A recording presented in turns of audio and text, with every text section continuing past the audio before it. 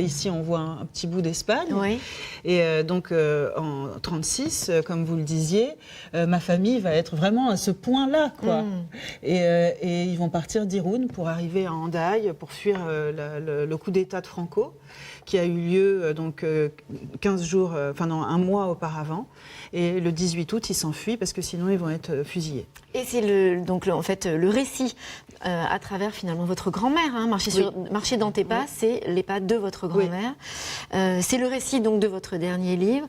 Et on a la sensation que c'est aussi finalement l'aboutissement. Alors on voit votre famille en même temps. Hein, c'est aussi l'aboutissement de votre écriture parce que vous avez écrit de nombreux livres sur l'identité, la liberté aussi, les limites. Vous avez cette sensation-là aussi ? Oui, je pense qu'en effet, je tourne un peu autour du pot de l'identité, on va dire.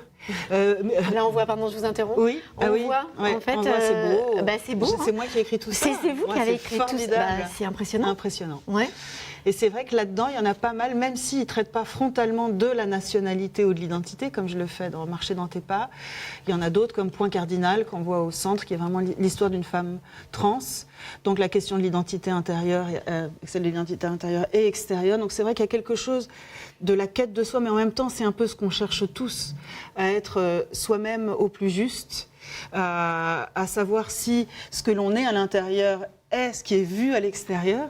Donc finalement, cette question-là autour de laquelle je tourne, c'est aussi comment être libre, comment s'émanciper des obligations, et alors dans plein de situations, eux par exemple, quand ils sont sur ce petit point-là et qu'ils vont franchir le pont entre Irún et Hendaye, ils sont déchus de leur nationalité. Donc qu'est-ce qu'on fait, qui on est quand on est apatride, et mon père va rester apatride 40 ans. Et vous êtes, depuis peu. Et moi, je suis binationale, donc ça, c'est formidable. J'ai pu, grâce à une loi espagnole promulguée il y a 2 ans, récupérer la nationalité. Ça s'appelle la loi pour la mémoire démocratique. Donc c'est vraiment un très beau nom, cette loi. Qu'est-ce que ça a changé pour vous ?